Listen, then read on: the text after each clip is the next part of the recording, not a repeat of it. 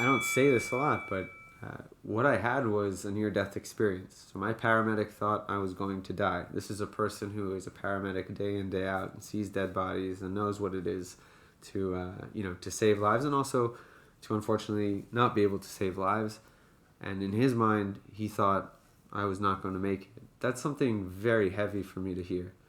And make no mistake about it. I mean, I'm tough. I don't feel like I have PTSD, but one thing that stays with me is that idea that somebody who's very much an expert at knowing when somebody's close to death thought that I sure enough was there. And that's going to stick with me for life. High school matters. Come on, let's talk about it. Welcome to High School Matters, the podcast dedicated to conversations that I have with my former high school students. My name is Randy Appel, and I've been teaching high school since the year 2000, and I want to thank you for joining me for this extremely unique conversation that I personally feel very privileged to be having. For the first time in High School Matters history, I am doing a follow-up interview with a previous guest and former student of mine, Bours. Last time we spoke, Aaron and I sat down, laughed, and reminisced about his high school experience, life in general, and how he ended up becoming a member of the Israeli Defense Force when so many of his peers chose very different paths. While we did delve into his insights on the challenges Israel was facing at that time, neither of us had any idea how quickly his greatest fears for the Middle East were about to be realized. Aaron has now returned from the actual front lines of this war to speak with me again.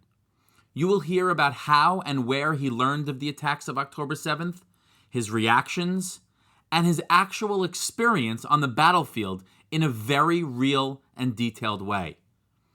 Now, this is obviously a very serious subject, and you will notice that Aaron has a much more serious tone at times. However, while he has no doubt been hardened by his experience, I am also grateful that you will also be able to hear that he still has that innate ability to infuse his own infectious sense of humor, and we can still, at times, have the same fun banter that we've had ever since he was my student almost 20 years ago. I really hope you enjoyed this unique and extremely special episode of High School Matters. So is this show going to be called like Egg Wraps with Randy? Egg Wraps with Randy, that's it. Let me open this wrap. I got exactly what I get. Yeah, I'm excited. It's not a traditional order at all. Yeah, I know. Are you? Like, who the fuck puts broccoli in it? You know? Are you watching yourself? Is that why you had the egg whites? 4 egg whites? You have PTSD from your high school chubbiness? Yes, that's what I have PTSD from.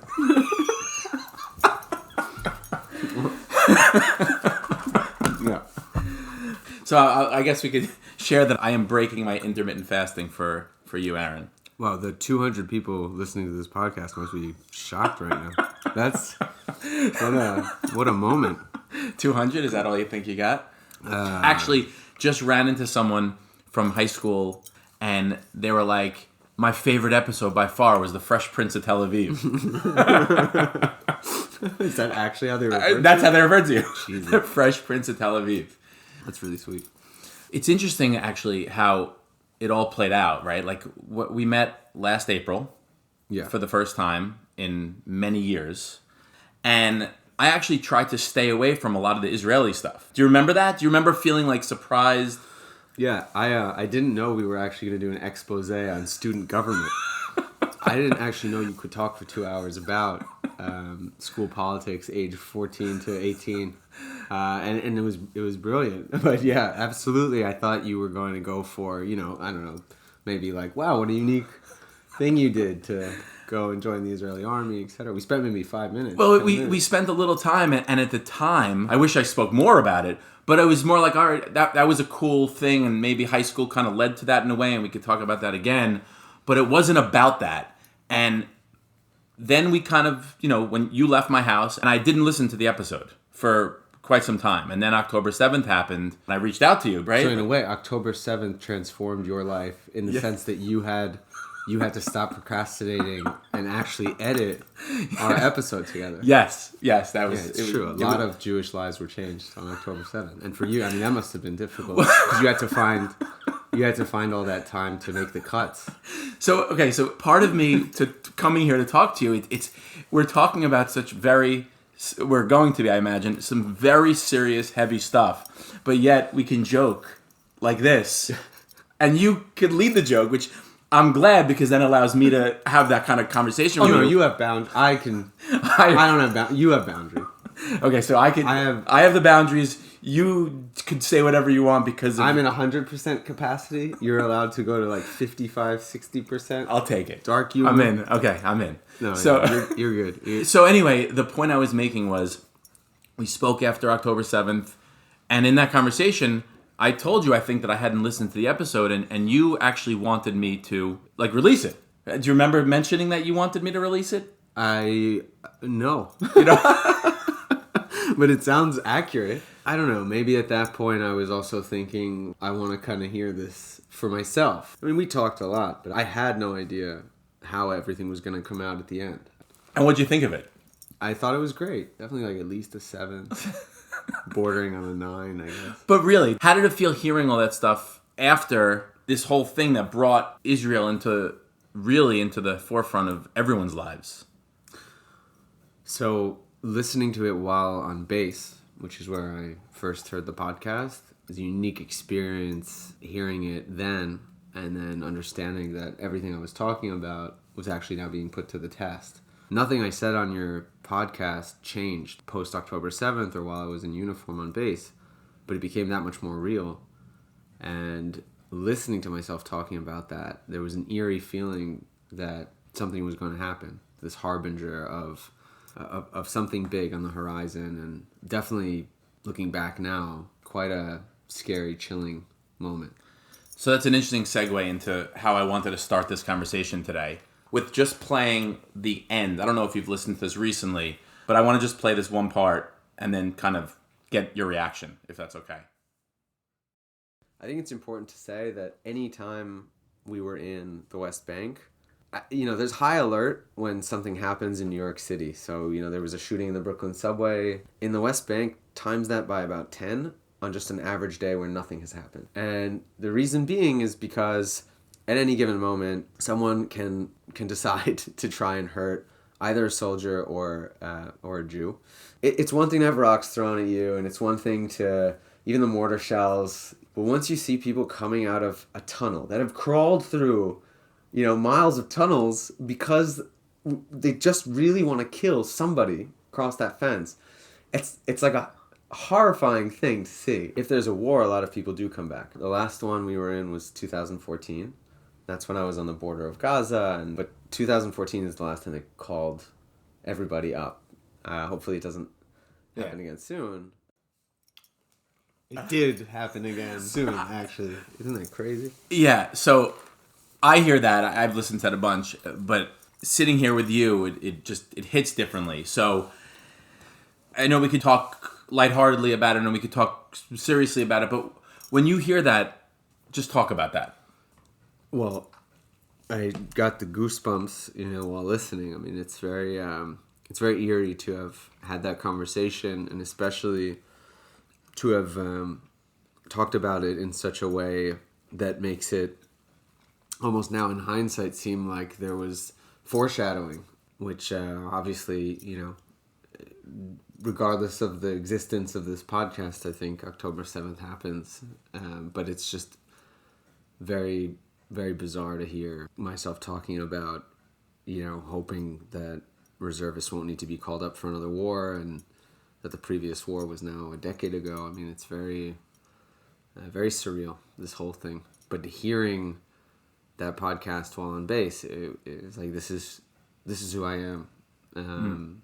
I think that was a very special coming together of just tons of all the ideas and values that I had talked about, which inspired me to join the Army in the first place, now being tested as we were preparing to enter Gaza as part of that first wave of the ground operation. Also, for anyone who actually listened as I was in that situation, both friends, family, random people from Great Neck North High School who reached out. For them, it was it was pretty emotional to hear that as well, to know that someone from Great Neck, someone from their town, someone who's very close, to their shared memories and their upbringing and privileges and whatever it is, was in the process of risking their life for the Jewish people, for Israel, for humanity, if you can go that broad on it.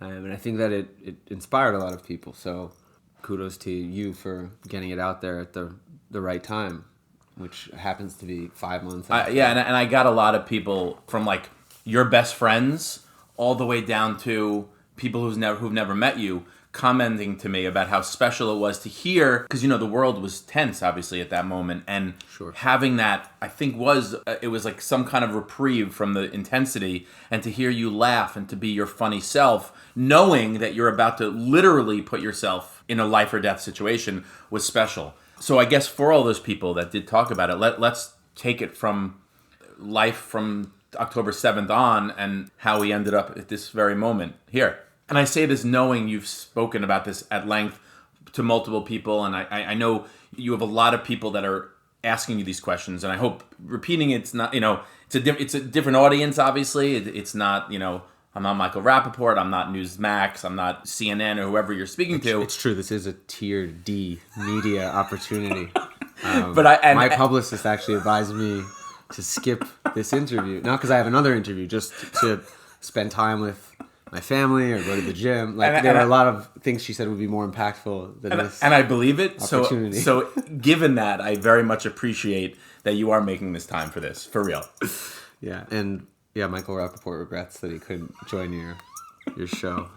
All right, well, hopefully he listens and he learns something about Aaron Bours that he doesn't know from the many times he's seen you. But yeah, so I guess from that moment, let's talk about what happened in your life, because a lot's changed. Right. So October 7th met me at a time where I had just gotten married about a month and a half before. My career was taking off. I was sniffing at a promotion. I didn't know when it was coming. And it turns out that I got promoted and nobody told me because of October 7th. But I was flying a lot for work. In all honesty, I was a bit of a workaholic for the last 5 years, really. I've been working 6 days a week, very much invested in this startup. I was the first employee, so building something from scratch essentially with the co-founders. And I fly a lot. So I was abroad, I was in Chicago, and landed in Vegas on October 7th. So I was moving from conference to conference. It was a big work trip, an important work trip. As I landed in Vegas, I got off the flight and I had like nonstop missed calls. As I was just moving through, the airport, and I didn't want to take them at the time because, I was trying to focus on getting out of there. So you had no idea what happened? No, but I was, I looked at my phone at some point. I had 20 missed calls from my wife, and she was freaking out because a video was making waves in Israel of a white pickup truck with Hamas terrorists in the back, entering the town of Sderot in Israel, in the south. And this is unprecedented, obviously. Rockets happen all the time, and we talked about it in the last episode, you have random, vengeful killings that happen in Israel. Usually, areas that are more related to the West Bank. But this was something else. This was something bigger. At the time, though, I'm like most Israelis at this point, there's a saying in Hebrew, yeah, beseder, it'll be okay, it's nothing.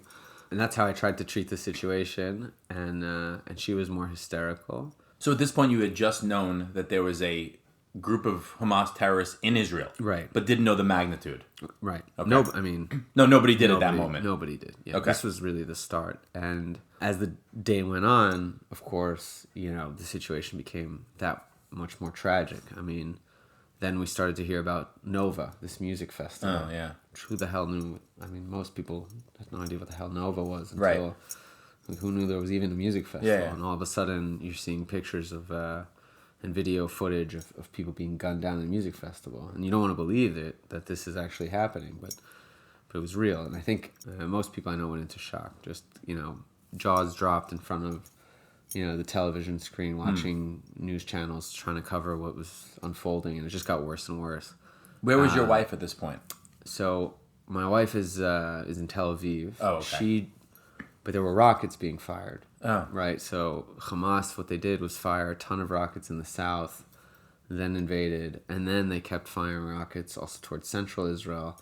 And the goal was to just cause tremendous chaos all over. Obviously, they wanted to get as far as they could, inside of Israel. Their goal was to get to Kiryat Gat, but if they could, they would have continued to Tel Aviv. What is that? Yeah, so Kiryat Gat is in the south of Israel, but still much more much more north than they were able to get. Geographically, just because I don't know much about the geography of Israel, when you say in the south, is that the border of where they started firing from? So you have the Gaza Strip, and you have the border communities, which were obviously hit very, very hard. Sderot is the biggest city, right, close to the Gaza Strip. And then afterwards, you have, Kiryat Gat, and then Beersheba. So Beersheba is a big city in Israel. And Tel Aviv is less than 2 hours from the Gaza Strip. So, if they had gotten past the line of police and defense that was there, then they could have driven up to Tel Aviv and caused havoc there as well. So that's pretty scary stuff. But yeah, at the time, my wife is in Tel Aviv, so she's nervous about rockets. We don't have a shelter in our building, so she drove up to Netanya to be with my father-in-law. So she was with her dad, and that was happening as I was like unpacking in a suite in the Encore Hotel in Las Vegas, which is like the worst place to be as tragedy unfolds, because just the juxtaposition of being in a very gloomy, sorrowful state and then being in a casino lobby where water costs $12, and I just hated every minute. Yeah, okay. Of like, I don't, I never want to go back to the Encore Hotel. Yeah. But I was watching the news, and my CEO was on his way to meet me. It was just the two of us that were going to take on these conferences. And he had no idea what was happening until he got off the plane. So, he got off the plane, called me, was in shock, came to the hotel, and sat with me, and we watched the news together for, it must have been something like 4 or 5 hours just sitting there. Okay. And the numbers just kept climbing up. And within that span of time, I don't remember exactly when, I got an email from Delta canceling my flight. And I got a message from my officer telling me to prepare for Tzav Shmona. He thinks we're going to get called up. Which, when that happens, it's usually 99% means we are getting called up. Yeah. It just hasn't been, officially put into the system yet. But the only time that had happened prior to that was in 2016? For me, that was 2014. 2014. Yeah. Okay. For me, there are other people who were called up, I think, in 2008 and 2006. You had the Lebanon War. So, but yeah, for my time in the IDF, this was the second time I've been called up with what's called the Tzav Shmona, a mandatory report. If you're abroad and you're called up for the reserves, you don't have to go. This is in my opinion, very stupid loophole in the service. So, if some lucky guy happens to be 3 weeks in Thailand, while I see. Technically he doesn't have to report to so base. If you're in Israel, you have to report. Yeah. It's not optional. It's not optional. But because you were in Vegas, I didn't have to report, and it had been 2 years since I had had to do real reserve duty, because we just had trainings, and I had skipped a lot of the. In all honesty, I skipped a lot of the trainings because I was so deep into startup world, and and also they changed the structure where they would call us up for 1 or 2 days, but 4 times a year instead of calling us up for a few weeks 1 time a year, which was very disruptive. So they believed that I was abroad.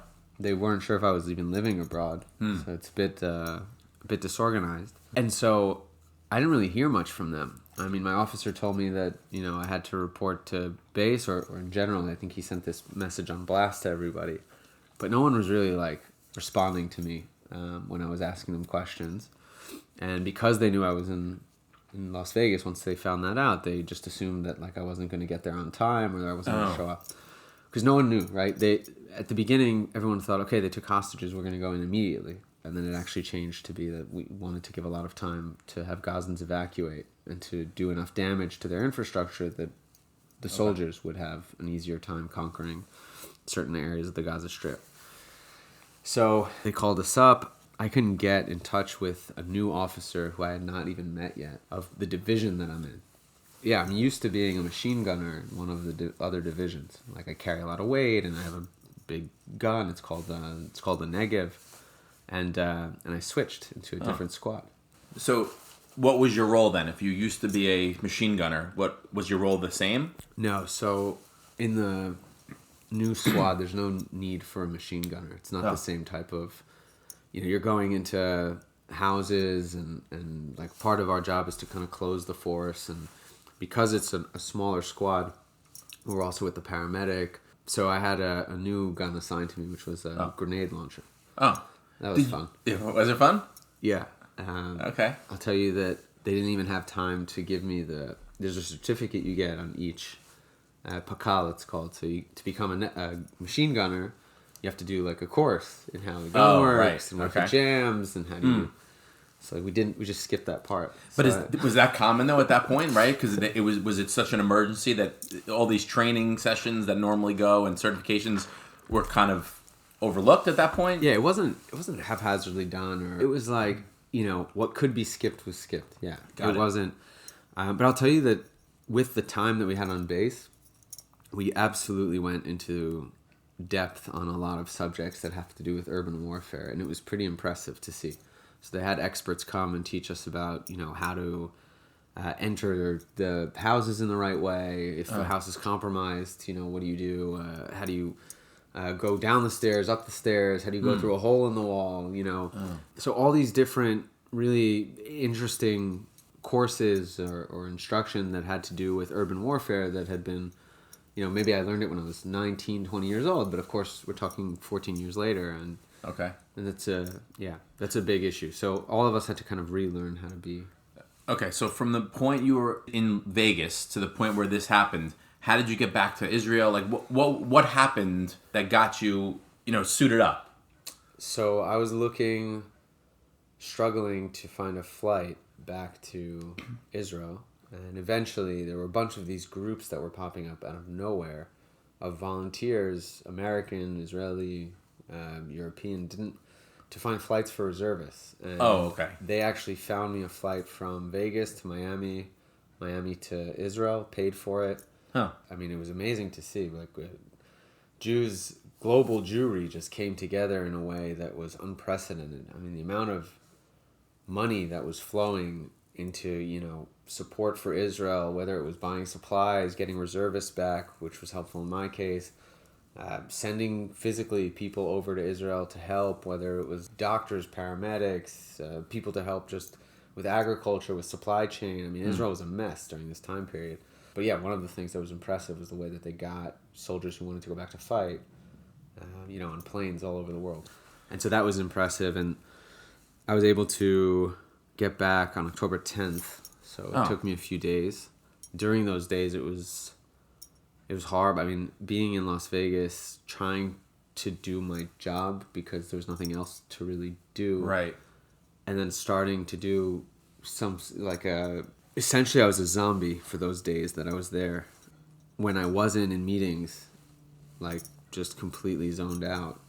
Ironically, we actually did really well at this conference. Everyone was really warm to us at the time. There was sympathy. So even non-Jewish people amongst the health tech community or the high-tech community in general were very warm and understanding, but we were zombies. I mean, we were in meetings with Salesforce and Google, closing significant partnerships, and just we weren't there really mentally. Right. And then when I wasn't there, I was in my hotel room creating content, around, I don't know, fighting back basically anti-Semitism and anti-Zionism, which already started for some reason right after Israel was attacked. It was that to me as a Jew who's not, really, I always joke that I was Jewish, right? I was never very Jewish in general. Oh, it's funny. It's a play on. Yes, it's a play on the word Jewish. Yes, but no, because you're not an English teacher. You're a chemistry teacher. Yeah. It's just. Anyway, I never felt so connected to my religion as I do now. Actually, this is something I wear every day. For those who can't see Mr. Appel right now, I don't think he realizes that we're not on camera. We're not on camera. I'm showing you. Mr. Appel is actually wearing. Can I describe what you're wearing? So he's wearing a dog tag that says "Bring them home." Oh, that's another one. Yes. And he's also wearing two dog tags. That's interesting. Yes. He's got another dog tag with a Magen David, a Jewish Star of David, with your family. Yeah. On the back of it. So it's all the things that are important to me. That's awesome. Symbolically and emotionally in one dog tag. I think that is common amongst most Jews that I know, especially living outside of Israel, but not exclusively. Also in Israel. I think that there are people who are now a lot more nationalist or a lot more prideful of the country they live in versus before. And Jews around the world have had that similar realization of, okay, we are under attack. And it's not an Israeli problem. It's a Jewish problem. Correct. It's good that the tribe is now awake. I think for sure that's something that, as a silver lining, as an offshoot of this whole crisis, that's something that we shouldn't take for granted. At the same time, I think Jews have now a responsibility to do something big with that understanding and that realization. So I hear a lot of people who say they don't know what to do. I hear a lot of people who say they don't know how to express, this new kind of spiritual awakening or strong identity with the Jewish, with the Hebrew tribe, with whatever.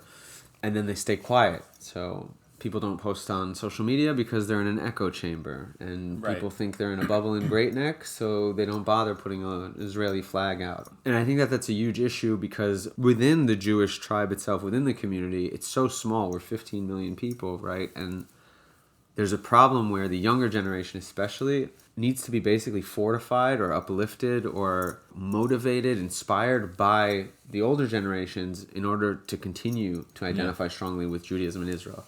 What I mean by that is they're surrounded now by hate, and they're surrounded with peers who are not making this situation for them an easy one in which to support who they are as Jews and who they are in their identity as Zionists, which essentially means they just believe that Jews should have the right to live in their homeland. And that can be taken away. The 90s, when I grew up in Great Neck, it was cool to be Jewish. That's how it felt. Yeah. It felt like, oh yeah, of course I have this awesome Magen David, and I never experienced anti-Semitism. I went to a non-Jewish camp and wore a Jewish star. Nobody thought that I never was bullied for being Jewish, right? Even when I did all these programs, I went to Louisiana to help rebuild after Hurricane Katrina. I mean, I was older at the time. I was already in high school. But nobody there. I mean, and minorities from all over the U.S., tons of people who have maybe never even seen a Jew. I don't know. Nobody made me feel like being Jewish was something to be ashamed of. That is not the case today. I don't know that those memories would exist in the same capacity as they do today. And there's been a transformation.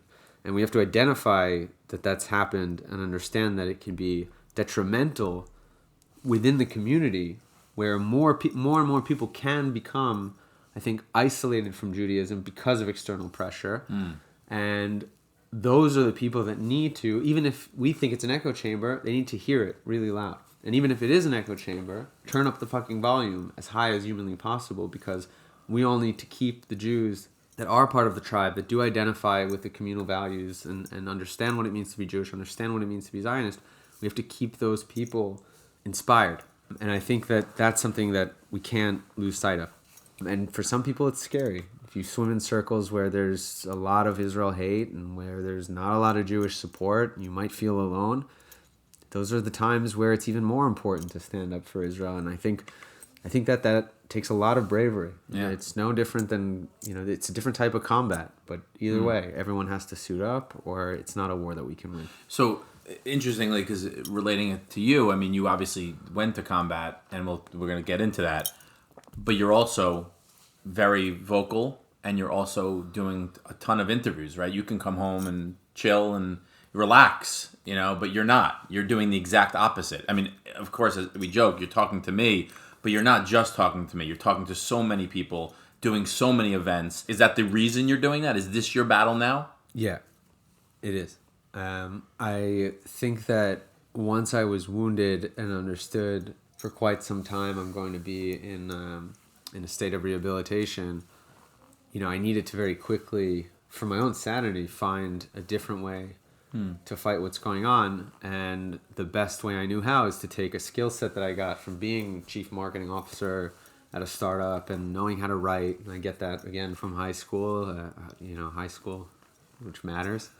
And using that skill set to essentially fight back in a different way, which is to help on the PR front. So yeah, I've been doing tons of interviews, even while I was bedridden. I mean, while I was stuck in a hospital bed, a lot of delegations came from all over the world, and I would speak to them, and a lot of reporters, famous people. And I'm lucky to have had that opportunity. And that's also very much just, where I was sent. It's like I got sent to Sheba Medical Center, which is the 9th best hospital in the world, and has one of the best rehab centers, and because of where I was also just basically on this almost every itinerary of people coming to visit Israel. Yeah, I heard.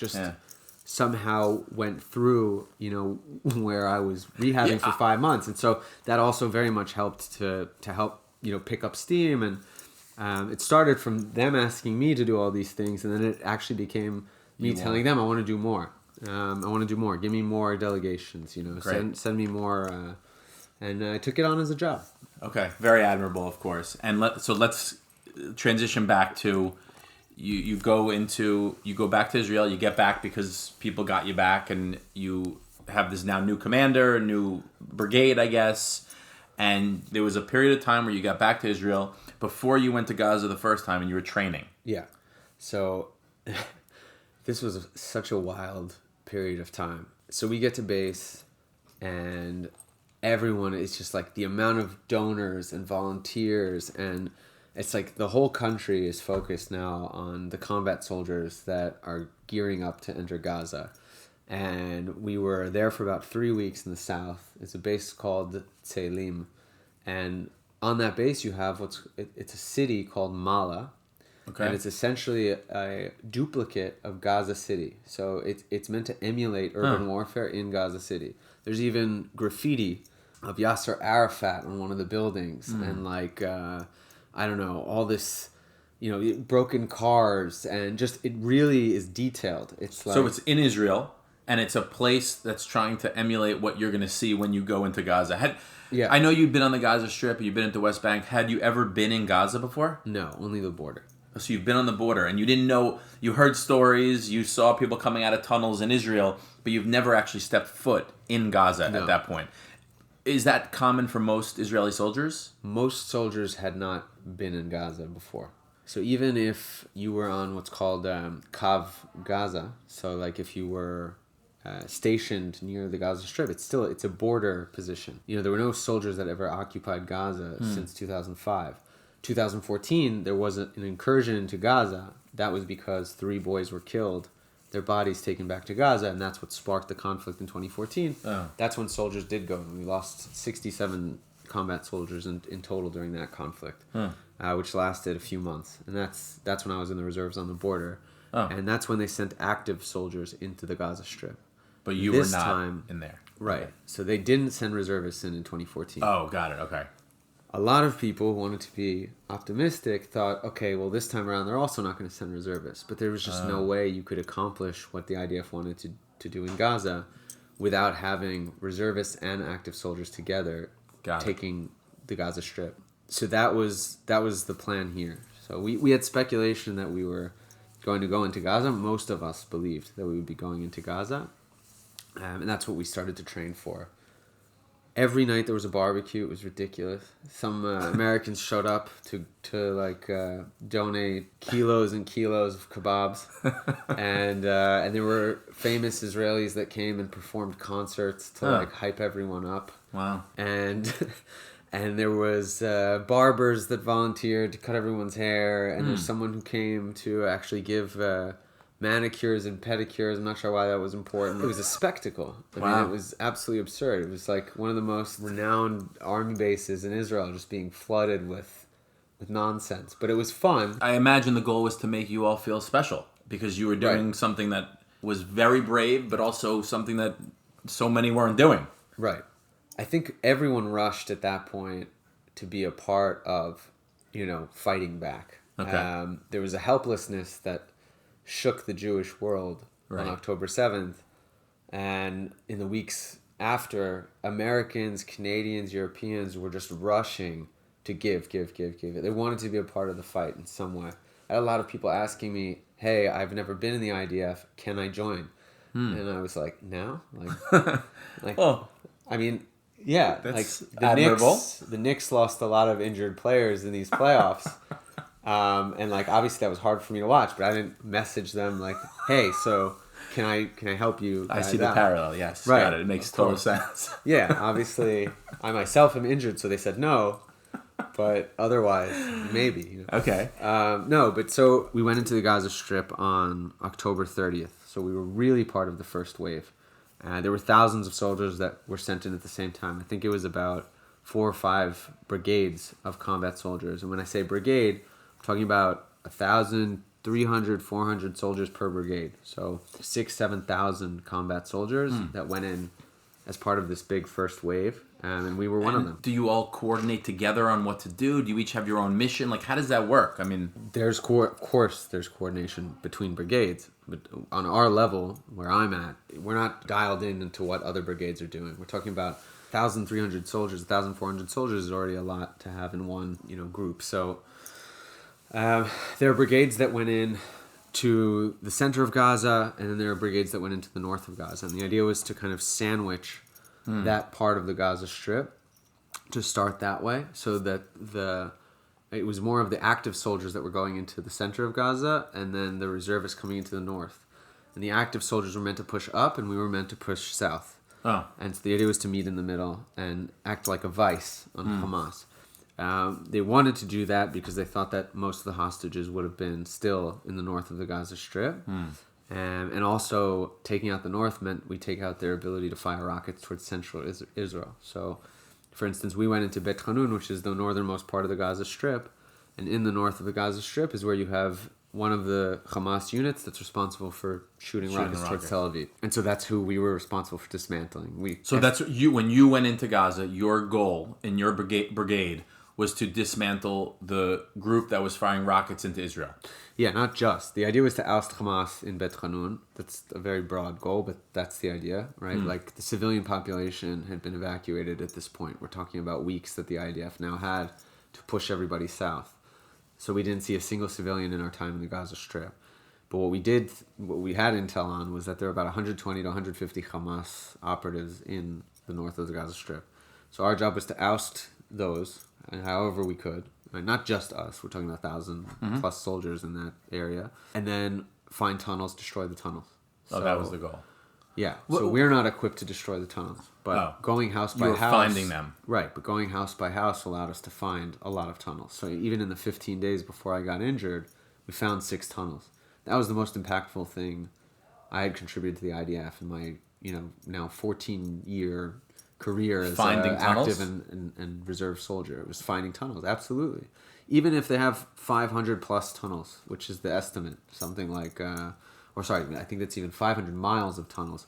Finding those 6 tunnels was, in our view, the biggest thing we've ever done as a unit. I mean, so what does that mean? Tell me, how do you find a tunnel? What happens? Give me you're walking in Gaza, right? Are you people going to shoot at you? What's the feeling when constantly. you're going? You're constantly looking left and right, up and down, thinking that someone's going to shoot at you, which is what happens. I mean, yeah, that's what they do. At this point, you're talking about a place that's completely dilapidated. The houses are missing walls. There's holes in the huge holes all of a sudden in the second floor of the house. Why? Because of bombs or because the Air Force has been pounding the north of the Gaza Strip. Before you got there, right? So you go house to house. The entire time, again, you feel like you're being watched. You feel like there are Hamas operatives everywhere, but it's not true. There's 120, 150 of them. That's what we estimated, and a lot of the times they're underground in their tunnels. They're not, in these houses waiting for you, but they pop out. Every day we had it. At least once a day, we were shot at in some capacity. So they'd pop out a couple of minutes from the tunnels, Usually it's a squad, so, I don't know, between, let's say, 3 to 5 Hamas terrorists shooting. A lot of the times it's mortar shells, so they're super inaccurate, because with mortar shells you're supposed to fire and then recalibrate or aim again, having missed, to adjust for how much you missed by, but they're afraid, so they run away. Yeah. So they shoot a mortar, and then they're afraid of the Air Force, and they just disappear. So usually they would fire at us all the time and not hit anything. And so we were dealing with that, and then the idea is we're moving house to house and eventually have to choose a house to take as a bunker. A place to sleep, place to eat, place to wait until we can move again. So we slept in their houses. We would search the houses, find in a lot of them weapons. We went into a few houses that were of Hamas combatants, of Hamas commanders even. We found one house that had maps of tunnels next to an UNRWA vest, next to a badge for Al-Shifa. I mean, this was like, everything you know about how Hamas operates, just like laid there on the table. When you see that, do you feel like you now have this information that is like mind-blowing? I don't think it's anything new. At the time, for you, it wasn't new? For me personally, yes. I mean, seeing it firsthand is different than hearing about it. Yeah. But I think that if you want to investigate or want to understand how Hamas operates, and you don't have to look too far. Right. It was before we went into Gaza. I mean, I can tell about it was something like 4 UNRWA vests in total that I saw in I went into maybe 20 houses, 19 of them connected to terrorism in some way. Almost every house we found something connected to Hamas directly, so it was probably someone who was a member of Hamas. There was an UNRWA vest. I mean, and we knew that they were complicit in some way with what was going on. We knew because there was evidence of the textbooks and evidence that UNRWA was, teaching radical Islam, teaching jihadism in schools in the Gaza Strip, because it's controlled by Hamas, essentially. Well, we could talk more about that towards the end. So when did you find your first tunnel? How did that happen? What did you see? Just go from there. So it was a house where one side of the house was destroyed, and we were crossing to actually go. We were taking a different position across the road, so to speak. And as we were moving, someone noticed to the left that there looked like something circular under a bit of rubble. So we approached, and what we saw was, in fact, the etching almost of what is a tunnel entrance. So it looks, I don't know, it's like a big, thick, circular steel door almost. Not exactly flat on the ground. And then the idea is, once you see a tunnel entrance, like, we as combat soldiers are not meant to approach, because a lot of them are booby-trapped. Right. That's actually how a lot of soldiers were injured or killed in this war, is getting too close to tunnels. And then they're watching in some way, and they've set some kind of, there's some kind of wired explosives, whatever it is. So we backed out, back away. Then you tell field intelligence, and basically they decide either it's going to be blown up by the Air Force or it's going to be compromised by combat engineering. So there's different ways to destroy tunnels. There's gas emulsion. Gas emulsion means you pump a tunnel with a specific type of gas that has a color, and it'll help reveal all of the different tunnel entrances. Got it. So depending on the type of tunnel, which usually you can tell from the entrance, you can decipher what you should do about it. So the first one we found was destroyed by a fighter jet. So we had the Air Force use a bunker buster bomb, which means that it's a bomb that hits, goes deeper, and then explodes. So that's one way to destroy a tunnel. In order to do that, they estimated this tunnel was about 300 feet. So because it was huge and in an area that was already, hit hard by airstrikes, and they made us leave this area and actually go into the fields, and we had to wait until the Air Force destroyed the tunnel in order to go back, because that's how much damage they thought it was going to do. Just to give you an idea of how messed up that is. I mean, to actually destroy their tunnel infrastructure, you're taking down, buildings, houses that are there, but they don't care. The residential areas in general, the Gaza Strip, at this point, it's just a decoy. It's like a coat over what is the tunnel city that is really that's the priority for Hamas. So they don't care what's destroyed. Like, as long as their tunnels exist and they can hide their ammunitions and the rocket launchers, and and that's clear in the way that they built these tunnels right under people's houses, schools, mosques, again, hospitals. But yeah, the Air Force came, used a bunker buster bomb, tunnel blew up, and we were all cheering in the fields. Like, it was the first tunnel that we found, and everyone was super excited about it. The entire ground shook when it was destroyed. You saw, a cloud of black smoke in the distance, and we felt like we had done something of impact. We hurt Hamas's true infrastructure. So that was good. That was good. That was within the first few days, and then we kept going. So again, you're moving house by house. I mean, we went into, I don't know as a unit how many houses we went into, but I must have been in at least 20 of them, and it was wild. I mean, because it was nothing like you expected at that point. It isn't. It isn't.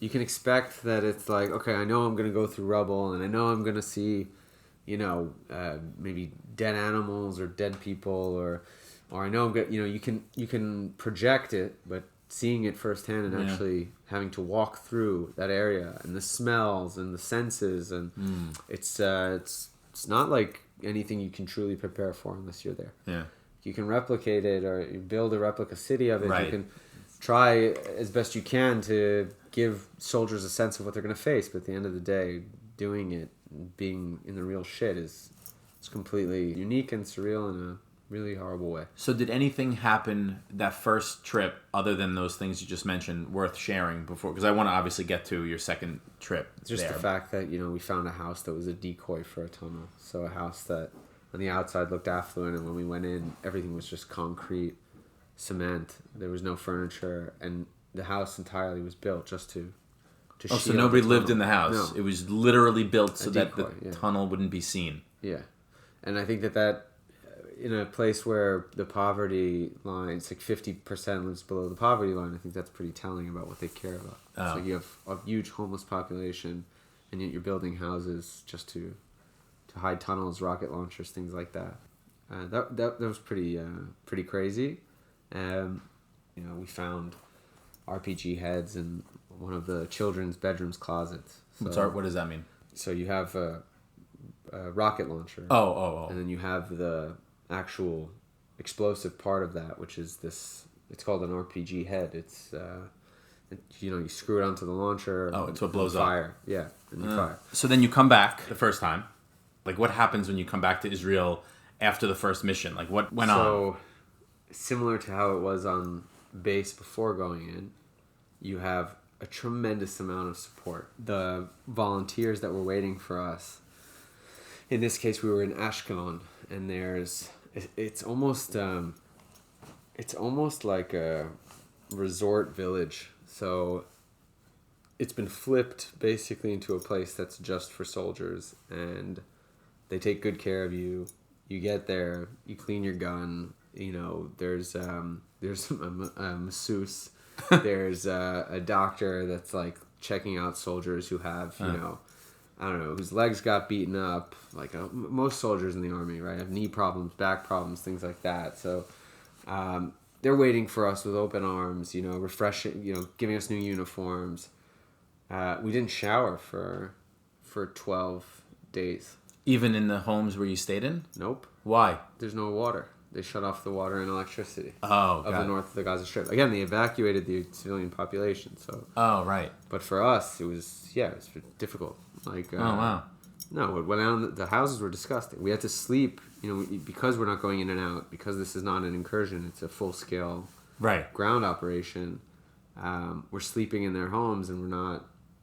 We're sleeping on the floor. It's dusty. It's crazy. You turn the home into basically a bunker as best you can. Right. So you have north, south, east, west. You mark the walls. Got it. And you understand exactly where you're aiming. Oh. There's really good coordination. So we were with a unit of tanks. We were with demolition trucks that are helping to kind of pave the way, because a lot of the infrastructure has been destroyed. So they're kind of clearing paths for us. Got it. And then you have the Air Force. You have overhead surveillance, and we have artillery as well, which is behind. You're still in Israel, so they're like on the border firing shells. Are you sleeping with like one eye open in a way? Like, are you like when you go to sleep? Are you No, the exhaustion's real enough that you sleep. Oh, you do. Okay. Earplugs all the time, and then you take turns doing guard duty. No one's asleep on that job. In Gaza, it's not, it's not something you can mess around with. Usually you sleep about, 4 hours a night, something like that. Wow. It's enough time that... To recharge. It's enough time, yeah, it's enough time that you can get by. And you were only there for like 10 to 14 days? Like you knew that was the operation? No, we had no idea. Oh. We had no idea if it would be 3 days, 4 days, if it would be a month. Nothing was very clear to us. After that 24-hour break... Oh, you come back to Israel for 24 hours? 24 hours. You see family, you see, friends, whatever, whoever's able to come visit. Basically. You saw your wife at that point? Yeah. So okay, she great. came with a bunch of friends of mine from Tel Aviv. You get spoiled with lots of food, and a lot of soldiers are, having a beer and just relaxing, and basically, diffuse a little bit some of the tension. If you ask my wife, she says that I was in a totally different mindset, totally different zone, which is true. I think. In what way? For some soldiers, it's immediate. For others, it takes a while. There's a transition that happens, a transformation that happens, where, all of us are reservists. The guys that I'm serving with, these are people that are not combat soldiers day to day. So one's a mechanic, one's a teacher, one, is a student. I'm in marketing, and there's this part where, while in combat in the Gaza Strip, you need to forget about what exists on the other side of the border, and you need to just focus on being a combat soldier. And for me, that took a few days, and all of a sudden, that's it. I was a combat soldier again, and that was the first time that my wife saw me in that state, and I was different. She's correct. What would she say was different about you from her perspective? I think the seriousness in tone and just the subject matter, what I was interested in talking about, those things changed dramatically. I'd also lost a ton of weight. Like, I think I lost 20 pounds from the moment I got to base after Las Vegas to when I saw her. I think I lost about 20 pounds. So I looked different. I was more serious. I had a good handle on things. I was back to being a combat soldier. And I think that was the case for a lot of the soldiers in Gaza, which is good. You don't want to go in and be, distracted by, okay, I wonder how my wife's doing, and I wonder how my employees are doing, and I wonder how, what news there is on the other side. You have to forget about all that stuff. Right, of course. Okay. And just be in the moment and in the zone. So I think that's the different side of things. And then we went back in. Same mission back in the second time? Yeah, it's continuation. Continuation of the original mission. And getting you back was just to give you a break, to see your family? Is that the goal? Why even bring you back? So, if you asked me at the time, I didn't want to leave Gaza, actually. So I was afraid that transformation I talked about, that focus, was going to be shaken by coming out. Yeah, as much as it was nice to take a shower after all that time, still, there was a part of me that felt like it was maybe not the smartest decision for these, especially, a lot of these people have kids, and to see their kids and have to go back. Changes the mindset. I get it, yeah. I'm not sure how healthy, that actually is. Okay, so you go back. We went back, and we were inching closer and closer to Jabalia, which is south. So we were kind of, at that point we went back, and the assumption was there were about 15 to 20 Hamas operatives left in Bet Hanun, the area that we were originally tasked with taking. So within those first 12 days even, the number went from between 120 to 150 to between 15 and 20. So it was very good. And we felt good about, the work that was being done on all fronts. But still, Hamas is there. And we had a directive to go south towards Jabalia. It meant taking another house, of course, another and another and another. That's how we're doing this. One of the houses that we were meant to take next was in front of an UNRWA school. So it required us crossing this path that left us very exposed in front of this school. And like we talked about before, so, we know that UNRWA is complicit in October 7th, and we know that this is the type of infrastructure that Hamas loves to abuse. And so sure enough, within the school, we found out later there's a tunnel entrance, there's weapons, and on this day there was actually physically Hamas terrorists inside, hiding. So, I'm part of the officer squad. We're the last to cross. We have the paramedic with us. And as we were crossing, my officer was targeted by a sniper who was behind the school, and a group of Hamas terrorists that were coordinating with the sniper that then started to fire on us, creating even more chaos so that the sniper could continue. So my officer was shot. I was at that time already at the entrance to the house that we were supposed to overtake, and I had turned around to see where my officer was. He had stopped because he was asking permission to go into the house. It's protocol. You ask permission from an officer who is already in the house to enter. And so as I turned around, I saw and I heard bullets flying. He gets hit. Our comms person gets hit. They're both on the ground. Obviously that's hard to see. These are people I've spent the last month plus with. They're inseparable, brothers in arms. They're on the ground. I took off my bag. We were moving houses, so you move with all your gear. So I took off my bag with all my gear, and I started to shoot at the school where I heard the AK-47s. So they're shooting at us. I think there's about 4 Hamas terrorists within the school that are shooting. I hear the noise. I start shooting back. After 2 to 3 minutes, I look over at my officer, and he looks like he's in really bad shape. So, at that point, I had a decision to make of, I think he's alive. I want to save his life. And if I want to do that, I have to get him inside as quickly as possible. So I sprinted to him. He was about 60 feet away from me. I picked him up. The firefighting had stopped at that point? No, they're still shooting. Oh. Wow. No, we're under fire in this entire... at the time, I didn't know exactly how many, and I didn't know if it was a sniper. I thought it was a sniper. I wasn't sure. So I lifted him up, but he's really heavy. He's got his bag on, his vest. I couldn't get the bag off. I don't know. I didn't have that much time anyway. But so I lifted him up, and I took 2 to 3 feet towards the house. I'm starting to move with him, but I was really slow, and I'm still in the window of where that sniper had his scope. And right when I took that third step or so, the sniper shot me in my right leg.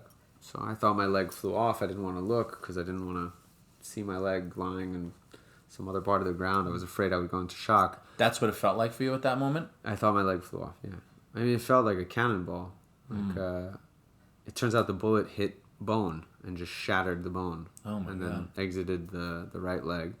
But I didn't know, and I didn't want to know, because I thought it would completely shock me. And instead, I was actually very calm and collected, which is lucky. I guess a lot of people don't know how they're going to behave in these situations.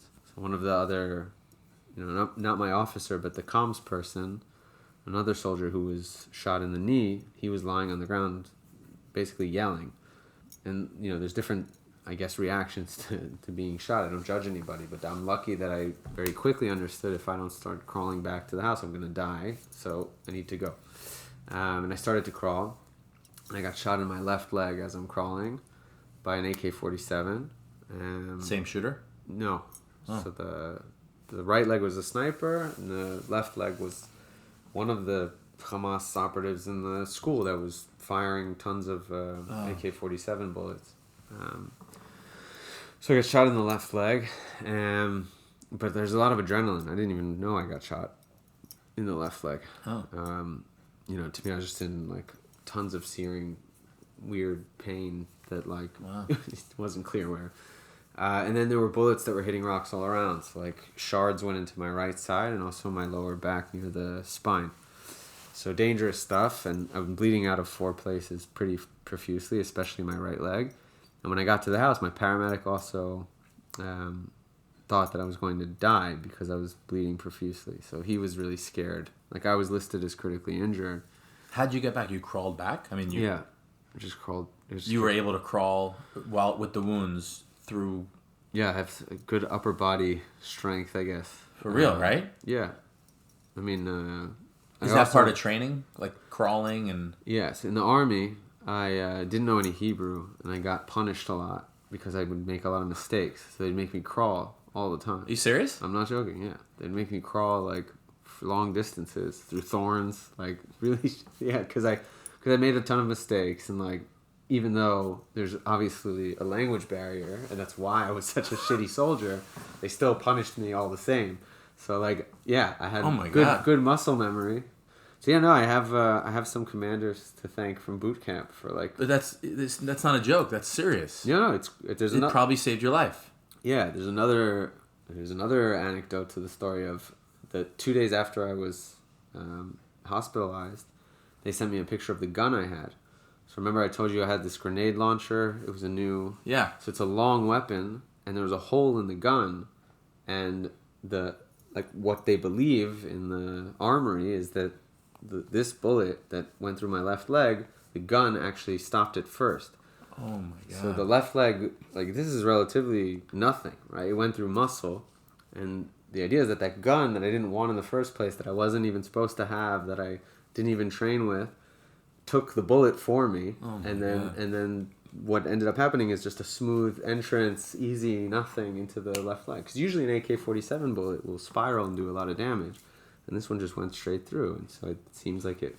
That's unbelievable. There are a lot of there's a lot of luck in the story as well. I mean, of course, the bullet that hit from the sniper shattered my bone. Thank God none of the pieces of bone hit an artery, which is also, like, luck. You know, I don't know, 99% of the time, like, that happens. Wow. Something like that. They said they had never seen, the orthopedic surgeon said he had never seen something like that in a conflict like these where you know, a piece of bone doesn't hit an artery, and, like, you know, that's why they didn't have to amputate the leg. Oh.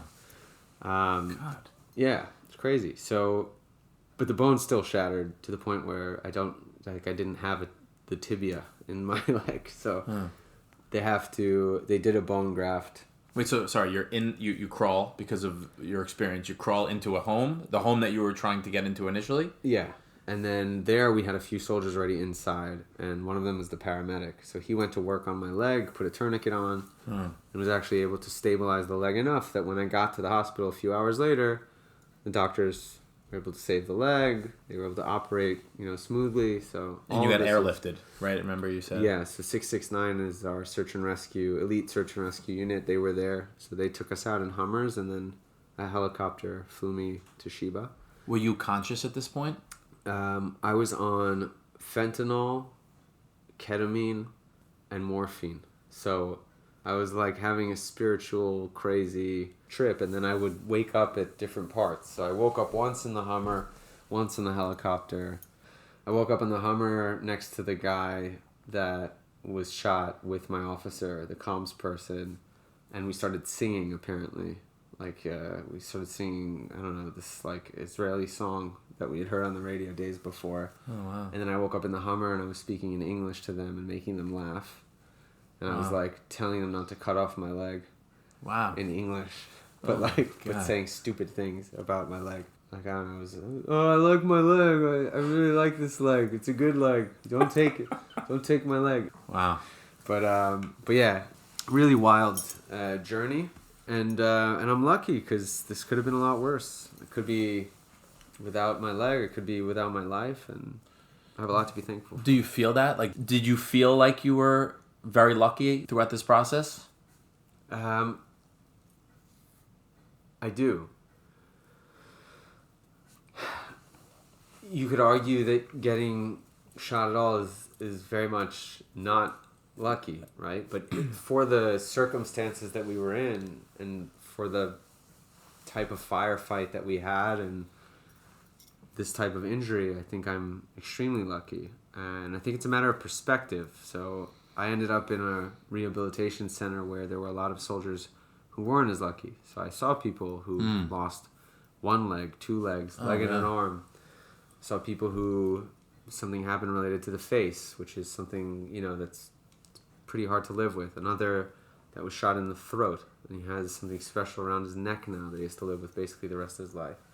And people who were, severely burnt because they were near a tank that's set on fire, or so obviously, it's about perspective.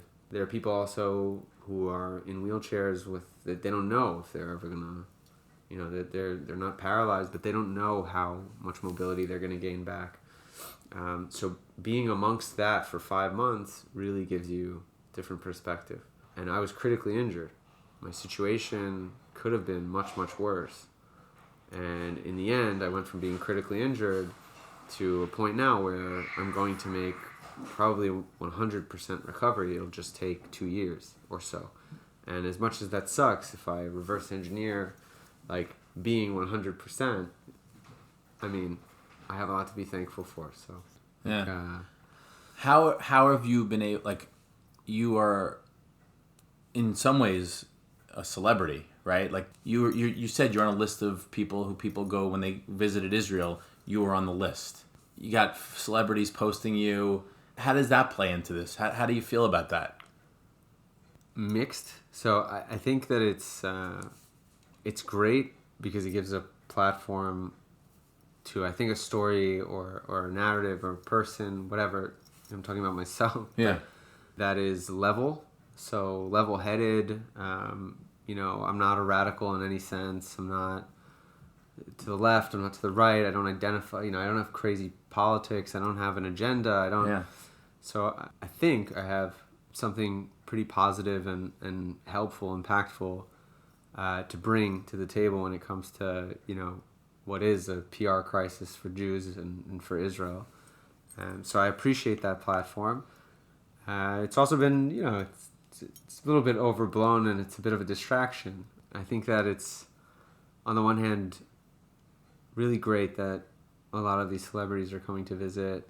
It's good. Like, it's great. Like, you were a guy that likes that, right? You've always liked that. Back in the high school days where you're giving a speech in front of the school, being the guy that did the announcements, you were a guy that liked to be that guy, and now you are on a very grand scale. Yeah, very different than running for high school president, for sure. Or being Oliver Twist in the 6th grade hit production of Oliver Twist. Off-Broadway. Yeah. North Middle School? Off-Broadway. Sounds more prestigious. Yes, it was off-Broadway. Yeah, well, it's not on Broadway. It's not on Broadway, so it was in the North Middle Auditorium, but it's... So, fact, no, it's off-Broadway. I mean, it's... But you were a guy, in all seriousness, that liked that. Is that why you're so good at it? And I mean it seriously, like, you are. First of all, thank you. I think it's the first time I've ever complimented anyone on a podcast. So first of all, I'm only going to do it if I think it actually benefits people. Like, if it has a strong impact and it's worth the time and the effort, then I'll keep going. And so I am lucky that I've had good feedback so far, and people have sent me messages that make me feel like it's super important to continue this, which is why I'm here now in the U.S. and why I'm moving. After this, I'm going to Canada for a week to actually speak there as well. At some point, I have to figure out how this bakes into the rest of my life, and how, does this become a part of me? Is this like first and foremost what people think when they see me as an injured soldier, or do I make it something that's kind of, this is the time and place for it, and I'll move on later. So all of that I have to kind of figure out. For now, I think that it's super important for me to do that if I'm also saying in the same tone, in this podcast I've said everyone has to get louder and everyone has to make an impact. And, even if it's a bubble or an echo chamber, people need to raise the volume. If I'm saying all of that, then I myself need to be a champion of that mindset as well. And so that's what I'm trying to do now. The fact that it's taken its own now, it's kind of snowballed in the sense that I have reporters reaching out, and I'm doing a few radio shows, and I don't know, when I get back to Israel, I also have a few things planned. The fact that it's kind of blowing up a bit is great, but it's not the point of it all. Like, I like doing it because I think it has impact. I don't like doing it because it's a spotlight. You know what I mean? I do. I got used to the idea, especially in my own job, for 9 years already doing marketing in high tech. I like doing storytelling for other people. I like putting other people in the spotlight, or product in the spotlight, or the business in the spotlight, whatever it is. I don't need to be necessarily myself on stage or myself in the spotlight. That's something that changed about me, I think, since high school. Does this bring you back to those days now that you are in the spotlight yourself? Yesterday, for instance, I was at an event in Great Neck for the FIDF, the pre-gala event. It's like 80 people there, something like that. And there was absolutely something bizarrely familiar about standing in front of a group of mostly Persian people in Great Neck. Aaron June shows up again.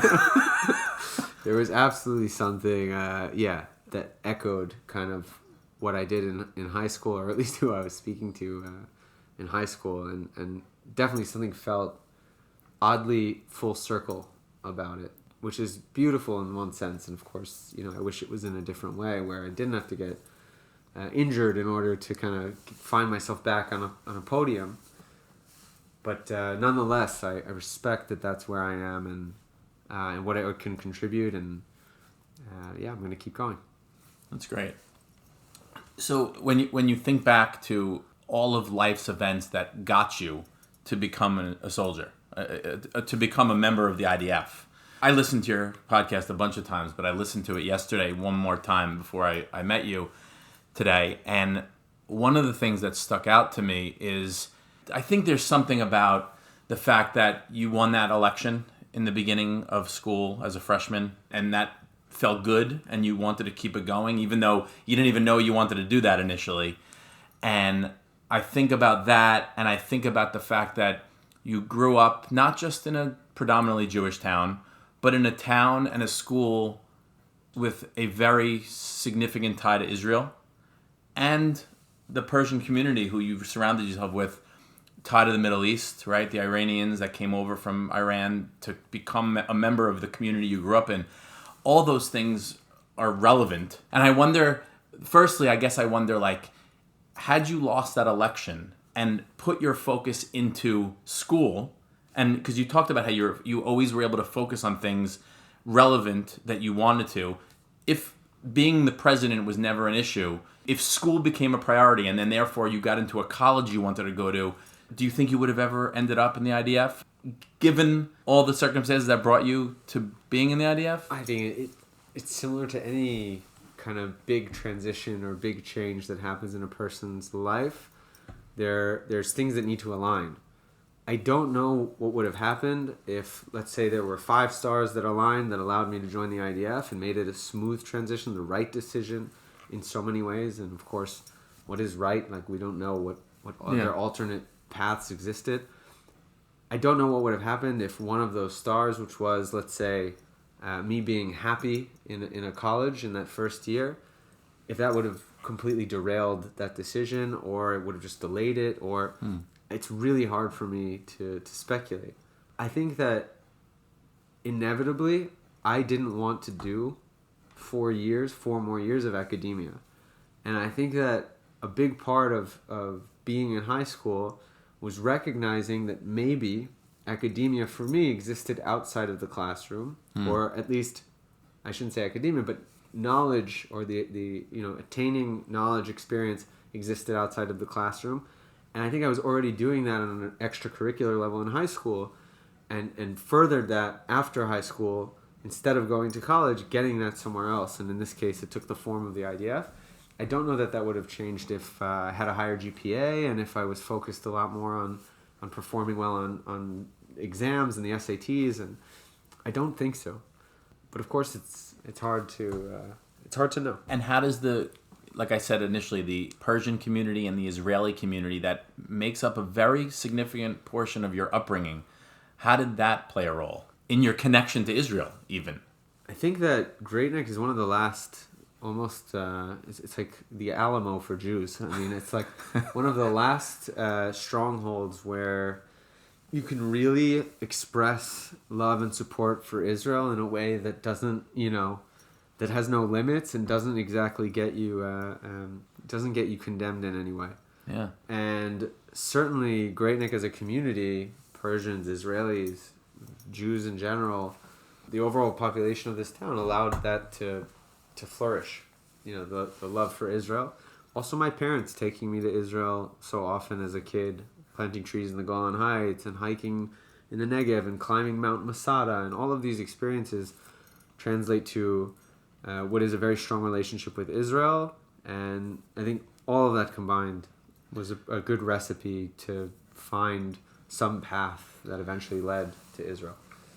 Great. And I think that's a good way to just tie it all in together because, like, as I've told you, I'm now at Great Neck South, not at Great Neck North.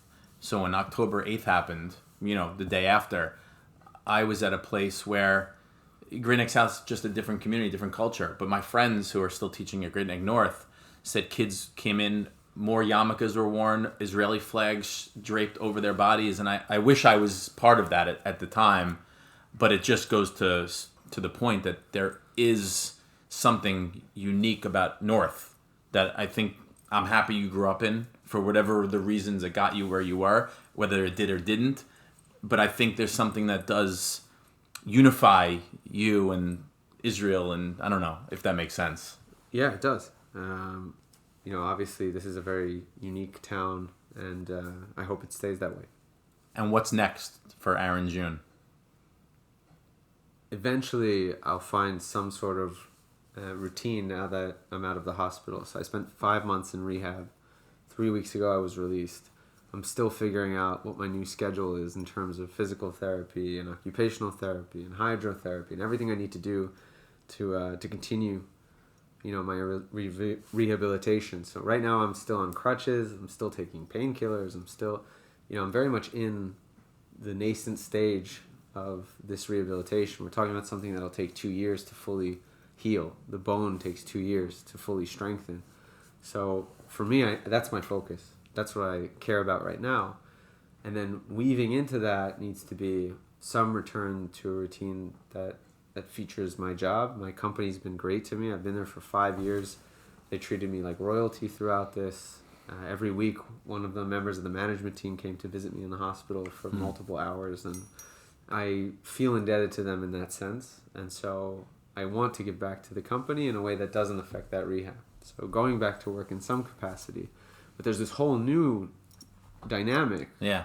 There's this whole new identity I have, and you mentioned the word celebrity. I don't consider it that at all. But I am a spokesperson for what I feel is the tribe. So not just Israel. I'm not a spokesperson for the Israeli government. I'm not a spokesperson for the FIDF. I don't have some, body telling me what to do. I'm a spokesperson for what I believe is just humanity and the Jewish tribe within that. So we're in this fight that I feel is good versus evil, Western values versus jihadism, radicalization, radical Islam, whatever you want to call it. Yeah. And I feel like I've become now a part of that war, a broader conflict, in the sense that I have to give some kind of time and effort towards that fight, or else I feel like I'm not maximizing my potential and my kind of refreshed identity and duties on this earth. And I'll leave it on this note, which is, I don't say this a lot, but what I had was a near-death experience. So my paramedic thought I was going to die. This is a person who is a paramedic day in, day out, and sees dead bodies and knows what it is to save lives, and also to unfortunately not be able to save lives. And in his mind, he thought I was not going to make it. That's something very heavy for me to hear. And make no mistake about it. I mean, mentally, I'm tough. I don't feel like I have PTSD. But one thing that stays with me is that idea that somebody who's very much an expert at knowing when somebody's close to death thought that I sure enough was there. And that's going to stick with me for life. And that's transformed me forever. And to go back to doing exactly what I was doing before and to be the exact same guy I was before is just something that I feel is no longer, it's no longer possible, and it's no longer, I guess, optimized for this new, refreshed life that I've been given. And I know that I need to do more. And I feel that I need to do more. Not trying to put too much pressure on myself, but I feel that there's more impact that I need to have. And in different ways, in new ways that I don't even know exist yet.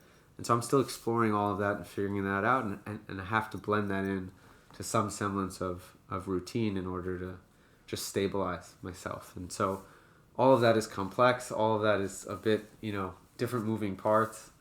And I'm just a normal guy trying to figure my shit out. That was heavy. I mean, and that is you as this dedicated officer that started this conversation. I'll just say, when I do these interviews, I feel a very strong connection to my guests.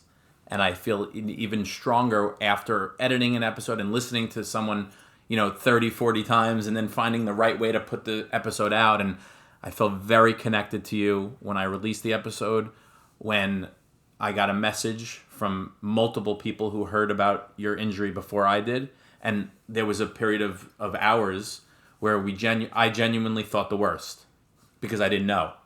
And to be able to sit down with you 6 months later, it's an extreme honor, not just that you were willing to do this with me, but that you're able to do this with me. So I thank you, and it's just, I'm honored to be here with you. And for us, we're not the most serious people when we sit down and talk to each other. And I think we had some fun here today, but I think we also both showed a side of us that's very different than we've shown before. No, there's definitely good chemistry, I would say. Good job. All right. On that note, Aaron June again, the dedicated officer. Great to see you. Kelvin mystery.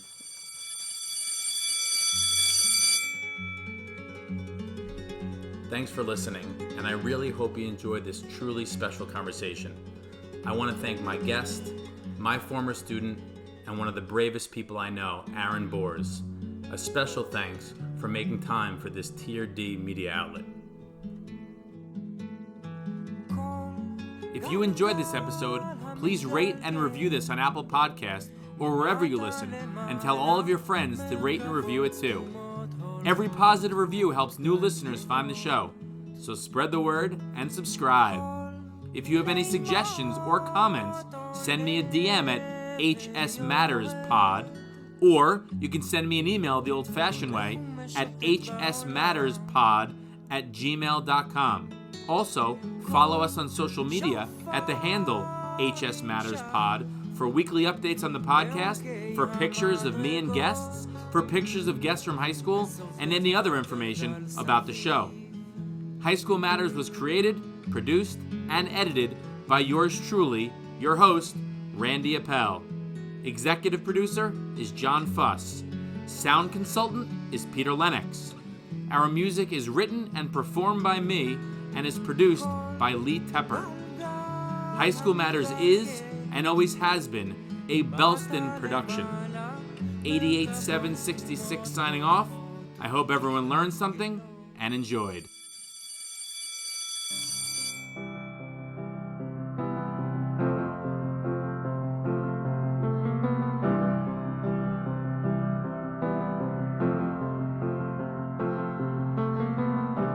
Imagine there's no heaven. It's easy if you try. No hell below us. Above us only sky.